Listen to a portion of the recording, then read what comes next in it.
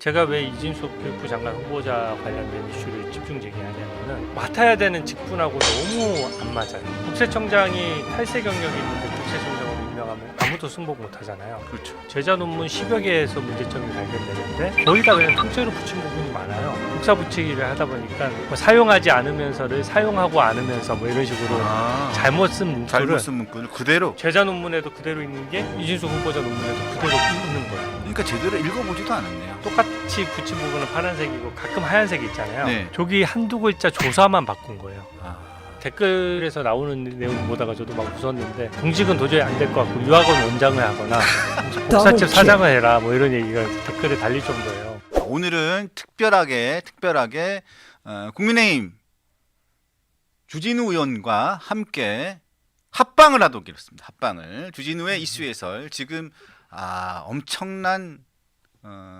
이슈 몰이를 하고 있죠. 제목은 주진우의 이슈 해설인데 이슈 몰이가 대단합니다. 자, 지금 댓글도 지금 계속 인사부터 해야겠군요. 네. 네. 주진우 의원을 소개합니다. 큰 박수로 환영해 주십시오. 네, 반갑습니다.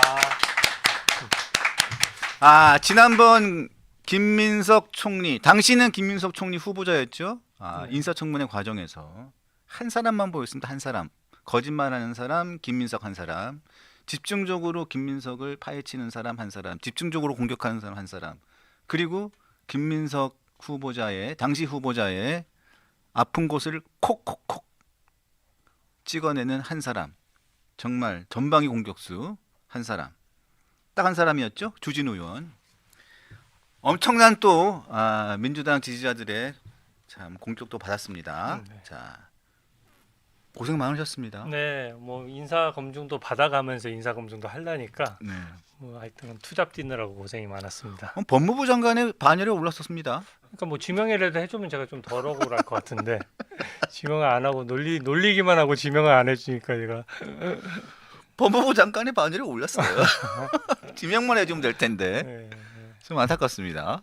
네. 지금 인사검증 기준 보니까 뭐 저는 네. 너끈히 그냥 너끈히. 예, 예. 할 것 같아요. 뭐 인사청문회 전에도 모든 걸 다 해명할 테고 예, 저는 자료 뭐 딱 다 다 낼 네. 거고요. 다 지금 나오는 모든 후보자들 자료를 안 내고 있습니다. 네. 네. 그게 이상한 밈처럼 됐어요. 네. 원래 이렇지 않았거든요. 네. 이거를 정상으로 아실까봐 제가 말씀을 드리는데 원래 언론 보도를 통해서 사전 검증이 이루어지는 겁니다. 그 하루에 어떻게 다 검증하겠어요? 그래서 언론 보도에서 뭐 의혹이 나오는데 후보자들이 해명을 제대로 못한다. 이러면 알아서 자진 사퇴하거나 또 대통령실에서 딱딱 연락을 줘요. 이거 도저히 안 되겠다. 다음 기회에 보자.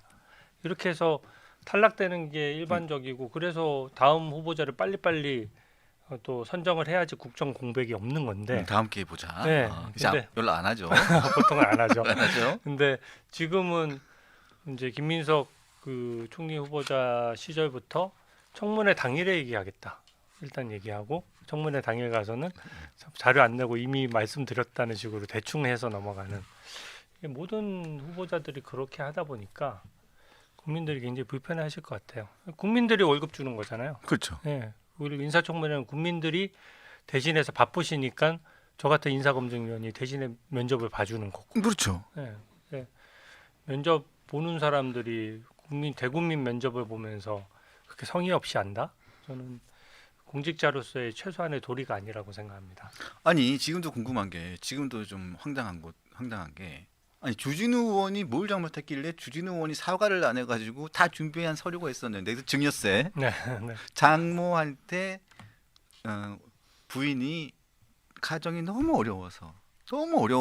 그래서 자기 모르게 200만 원씩 300만 원씩 쭉쭉쭉 받아서 2억인가 네. 거기 갖다 맞췄잖아요. 2억은 좀 넘는다 그랬으니까 액수는 아무도 모르는 거죠. 네. 거기에 대한 증여세를 또 마지막에 냈다고 했잖아요. 네. 그래가지고 냈는데 그 증여세를 낸 부분에 대해서 서류를 다 준비해 왔는데 네. 그것도 청문회 마지막 날 밤 12시 다 돼서 네. 가져왔는데 주진우 의원이 사과를 안 해가지고 내가 안 냈다. 그게 뭔 얘기입니까? 제가 오죽 답답하면요. 제가 인사검증 받는 것도 아니잖아요. 그러니까요. 하도 민주당에서 말도 안 되는 의혹들을 얘기하니까 그러면 민주당이 얘기하는 의혹들에 대해서 나도 자료를 공개하겠다.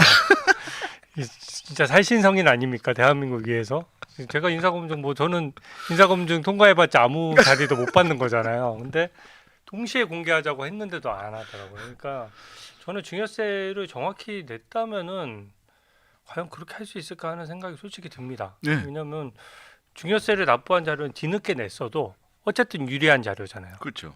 그러면 세금을 제가 제일 그 서류를 보고 싶었던 이유는 다른 게 아니라 현금을 수시로 5년간 200, 300씩 받았는데 현금을 얼마 받았는지 그때마다 일기 적어 놓는 것도 아니고 그러니까 도대체 현금을 얼마로 계산해서 증여세를 납부한 거지? 예. 현금도 사실은 현금이 뭐 이렇게 장부에 적어 놓는 게 아니잖아요. 그 말 자체로 의심이 되잖아요. 그렇죠. 그래서 현금이 딱 하필이면 200, 300씩 줬는데 합쳐보니까 딱 1억이다. 이것도 이상하고. 그럼 현금 1억에 대충 2억 좀 넘는 돈이라고 했는데 2억 좀 넘는 돈을 5년 동안 어쨌든 탈세했다는 얘기거든요. 그렇죠. 증여세를 그때그때 안 내고 그냥 넘어가다가 이제는 돈이 수입과 지출이 안 맞으니까 내겠다고 했는데 결과적으로는 증여세를 얼마 냈는지를 끝끝내 못 밝힌 거니까 이거 세상에 비밀은 없거든요. 세무 자료는 영원히 남는 거고 저는 언젠가는 거기에 대해서 세금 자료도 공개될 날이 올 것이라고 생각합니다. 아니, 저는 제일 황당한 게 뭐냐면 이거 방구 낀 놈이 성낸다고 아니 2억 원을 그 장모에게 자기 아내가 200만 원씩, 300만 원씩, 400만 원씩 쭉쭉쭉 받았잖아요. 네. 아니 그러고 난 다음에 총리가 되고 나니까 그 돈을 맞추는 과정에서 2억을 받았다고 한 거잖아요. 네. 그 자체가 잘못된 거고 첫 번째, 두 네. 번째 받고 난 다음에는 이제 총리가 돼가지고 금액이 안 맞으니까 그거를 받았다고 하고 그 다음에 그러면 받았다고 인정을 한다고 하더라도 꼬박꼬박 증여세를 냈어야 되는 건데 네. 그것도 안 내고 있다가 네.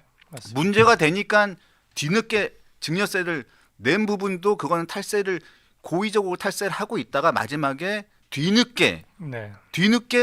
그 부분을 낸 건데 보통은 그렇게 하면 그 자체로 낙마 사유. 낙마 사유예요. 인사검증에서 그걸 걸러내는 겁니다. 세금 제때 안 냈어? 그러면 뒤늦게 내서 그게 뭐 500만 원, 1000만 원 다니면은 네. 아 실수로 안 냈나 보다 하고 넘어가는 거고 이건 고의로 안 냈다는 판단이 들면은 그렇죠. 국민 눈높이에 안 맞는 범죄잖아요, 거예요. 범죄. 네. 그래 놓고서는 말도 안 되는 꼬투리 잡아가지고 난 다 냈는데 마치 떳떳하게 난 다 냈는데 사과 안 해서 나는 못 보여줘 이러는 적반하장이 세상에 어디 있어요. 그 사과를 요구하는 것도 되게 웃긴 얘기입니다. 그 얘기가 뭐냐면은 우리가 이제 플래카드에 장롱에 쟁여놓은 6억 원이라는 표현을 썼어요. 근데 본인 얘기랑 보도 나와서 뭐 그 결혼식, 장례식 또 그 출판 기념회 2번을 통해서 6억을 받았다라고 했잖아요.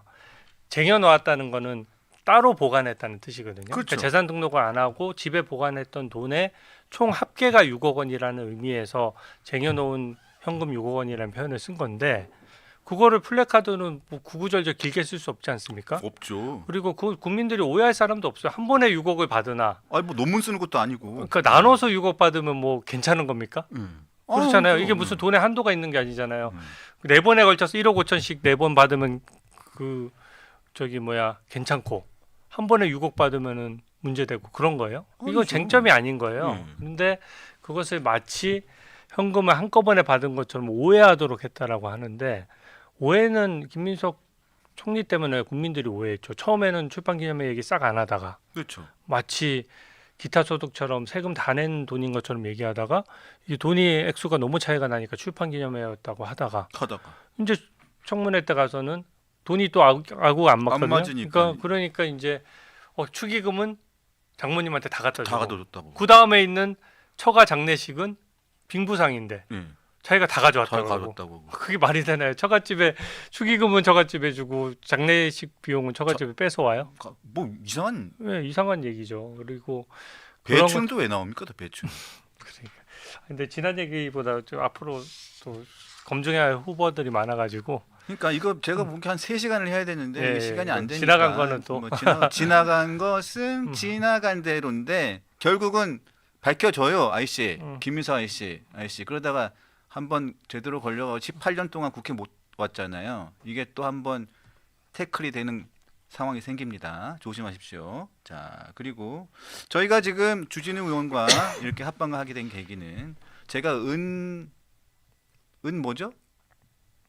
은을 갖고 싶어서 그런 겁니다. 아, 실버 버튼이요? 실버 버튼. 아, 정말 많이 실버 버튼을 응원합니다. 갖고 싶어서 네. 그러니까 네. 많이 구독을 해주시고요. 이게 독립 채널을 제가 만들었기 때문에 네. 독립 채널 많이 가입을 해주시고 구독해주시고 주변에 많이 해주셔야 됩니다. 저희 자, 자매 프로그램이니까 네, 저희, 네, 저희 네, 네. 구독자님들도 후생가회라고 많이, 네. 제가 우리 주진우 의원님 모셔가지고 제가 이 주진우의 이슈 해설을 홍보해드린 게 엊그제 같은데 네. 지금 저를 몇 배를 뛰어넘어가지고 정말 배도 아프면서 오늘 정말 좀 그렇습니다. 은혜 갚은 주진우가 돼서 네, 저희 알겠습니다. 구독자를 좀 늘려놓고 가겠습니다. 네, 알겠습니다. 자, 이진숙 후보자. 요즘에 주진우 의원님 여러 장관 후보자들에 대한 아픈 부분 그리고 구린 부분들을 계속 집중적으로 네. 파헤치고 계시는데 핵심만 탁탁탁 짚고 계세요. 특히 어제 저도 방송하면서 주진우 의원님 말씀해주신 내용을 가지고 방송을 했는데 굉장히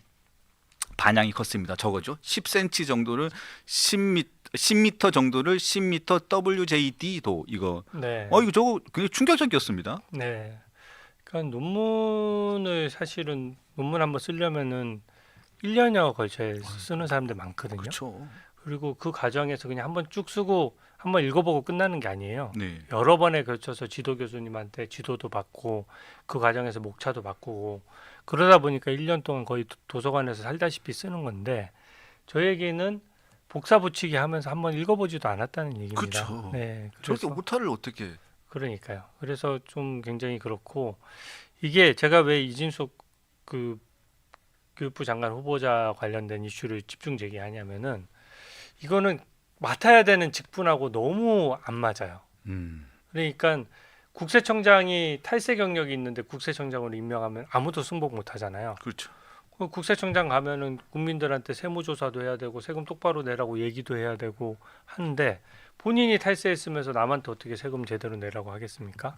근데 교육부 장관은 연구윤리를 엄격히 지키라고 해야 되는 사람이에요. 그러다 보니까 독일도 그렇고 외국에서도 교육부 장관만큼은 논문 표절이 단 한 문장이 나오더라도 굉장히 엄격하게 보는 거고요.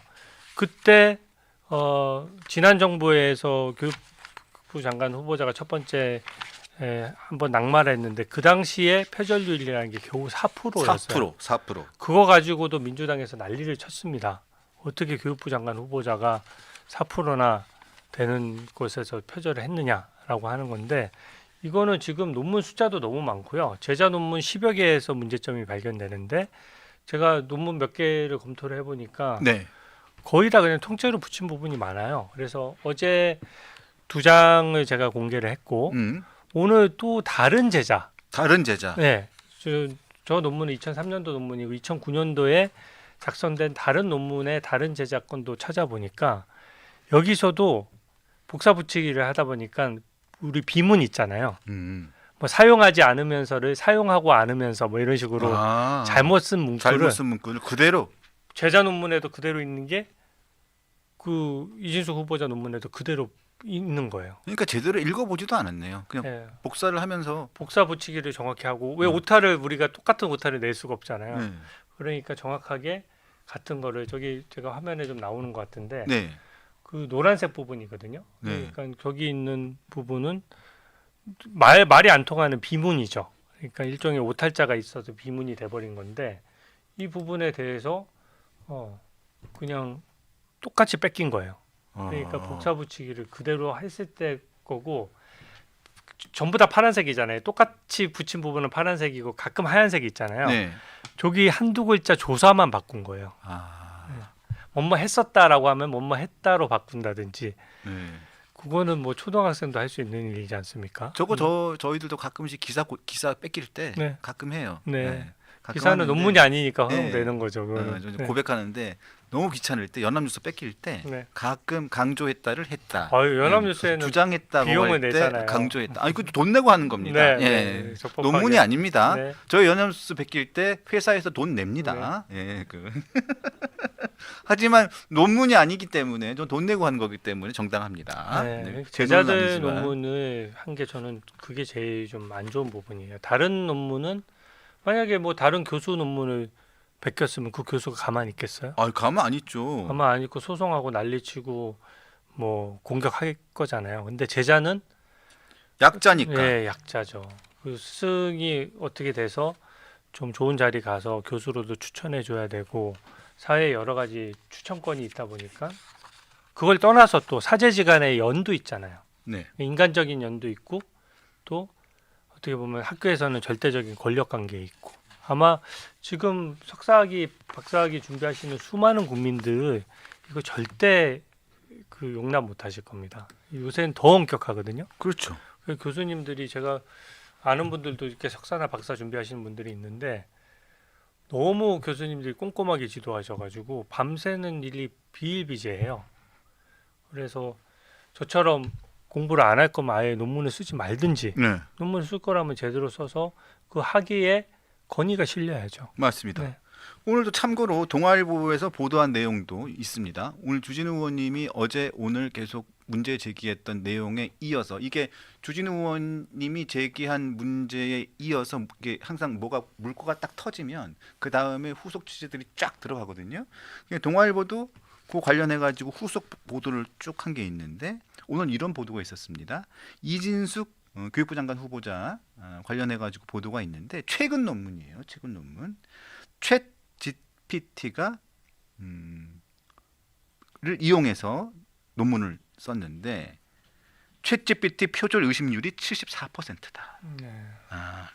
그러니까 챗 GPT가 생성한 것으로 의심되는 문장이 250개가 발견이 됐는데 전체 논문 전체 페이지가 22페이지예요. 이 중에 챗 GPT가 생성한 것으로 의심되는 문장이 무려 250개. 그래서 의심률이 표절 의심률이 74%. 그러니까 챗 GPT가 다 쓴 거죠. 이런 기사도 나왔어요. 저는 그 제자 논문과 그 다음에 발표된 본인을 주 저자로 하는 논문 두 개를 보면서 그 주 논문도 아마 제자한테 신부를 많이 시켰을 거예요. 많이 시켰겠죠. 예, 이게 왜냐하면은 이분이 위원회만 36개인가 7개를 하셨더라고요. 언제 연구해요? 그러니까 이게 지금 뭐 교수님들이 위원회 활동해서 정부에 도움 주고 하는 건 저는 존중하고 권장하는데 그래도 정도가 있잖아요. 근데 논문은 논문대로 다 쓰고 싶고 위원회는 위원회대로 다 하고 사회공헌 활동도 다 하고 또 정치권하고 또 연을 쌓아가지고 저번 대선 때 그 지방에 서울대 10개 만든다고 했잖아요. 만드는 프로젝트를 또 위원장도 맡았었잖아요. 네. 그런 정도의 정책을 추진하려면 본인이 강력한 도덕성이 바탕이 되지 않으면 안 되거든요.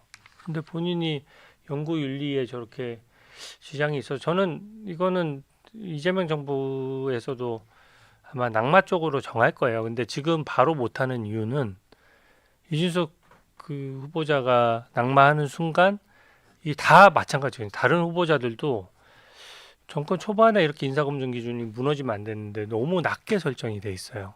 그러니까 이준석 후보자가 낙마하는 순간 그러면은 그 옆에 사람은 해서 연쇄적인 효과가 있을 수 있기 때문에 지금 좀 버티기 전략으로 들어간 것으로 저는 판단하는데 네.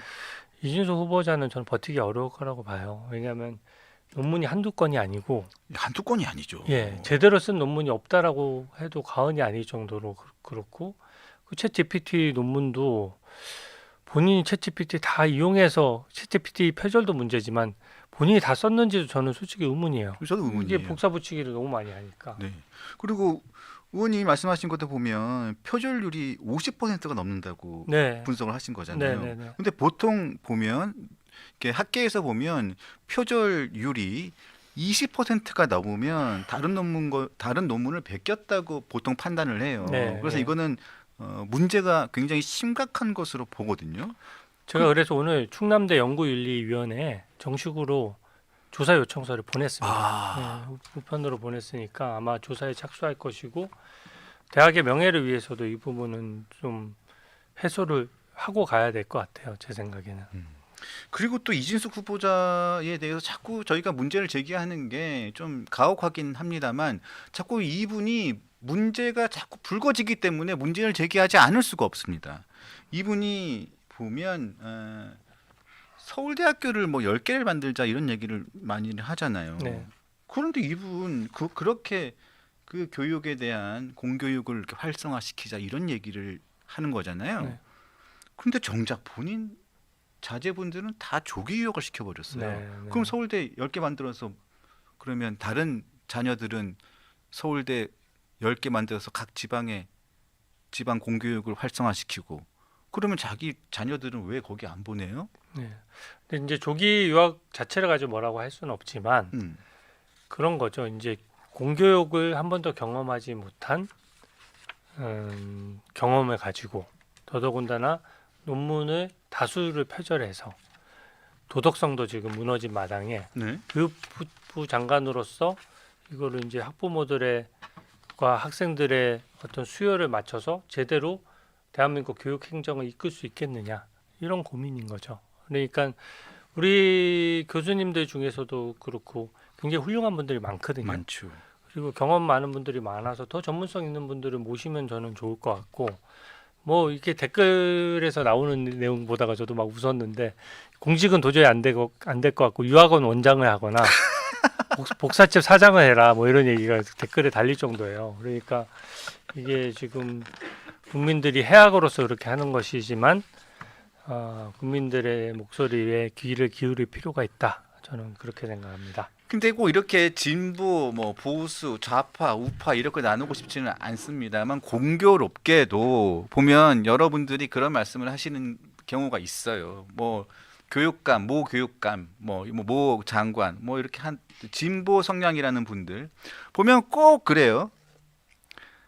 정책은 보면 공교육을 뭐 정상화 시켜야 된다 해서 공교육 얘기하는데 정작 보면 본인 자녀들은 외고 보내고 자사고 보내고 해외 유학 보냅니다. 미국 네. 유학 보냅니다. 네, 네. 예? 보통 그런 경우가 많았죠. 그래서 내로남불 이야기가 많았죠. 자사고 폐지하겠다라고 하면서 서- 본인 아들은 보냈으니까 보냈으니까요. 네, 그런 거는 내로남불에 바로 걸리는 네. 거죠. 아니 뭐 물론 본인 자녀들 공부 잘하고 좋은 교육 받고 싶은 본인 자녀를 좋은 교육을 받고 싶게 하는 그 부모들의 마음을 제가 모르는 바는 아니죠.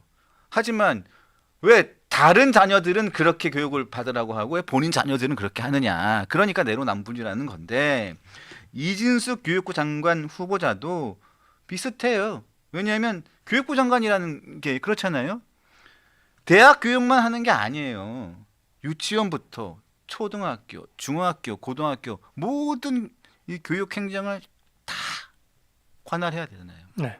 근데 본인 두 딸은 조기 유학을 다 보내버렸단 말이에요. 그러면 얼마나 초, 중, 고 이 교육 행정에 대해서 얼마나 깊은 애정과 관심이 있겠냐. 네. 왜 의문이 들 수밖에 없는 교육 거죠. 실정을 모른다고 봐야죠. 네. 네, 물론 솔직히 자녀가 있어서 직접 교육을 해봐야 교육 행정을 할 수 있는 건 아니지만 사실 그동안의 사회 활동한 영역이나 이런 것들을 보면 교육에 대한 전문성이 그렇게 높지 않거든요. 그리고 교육의 전문성도 높지 않은데 논문조차도 연구를 제대로 안 해왔다면 그 실력에 대한 검증이 안 된 거지 않습니까? 그러니까 저는 꼭 뭐 자녀 교육을 해봐야 교육부 장관을 할 수 있다 이런 건 아니지만 굳이 왜 그 교육부 장관인데 논문 표절한 교육부 장관을 쓸 이유가 뭐가 있느냐? 그리고 논문 표절이 보통 그 각주나 이런 걸 좀 달다 보면 굉장히 전문적인 영역이잖아요. 전문적이죠. 그러니까 논문 표절이냐 아니냐 이게 판단에 조금 시간이 걸려요. 근데 이거는 비전문가가 보더라도 너무 명백한 표절이다 보니까 이건 뭐 무슨 연구 진실성위원회 이런 데서 검증할 필요도 없이 국민 검증이 끝난 상황이에요. 제가 나머지 것들은 무슨 부동산 투기 의혹이라고 하는데 이거는 제가 명확하게 표절했다라고 써버리잖아요. 근데 이거는 표절이 너무 명백하고 표절이 확정적인데 인사청문회까지 끌고 가서 국민들 불편하게 하는 것은 국민에 대한 저는 예의가 아니라고 생각합니다. 네.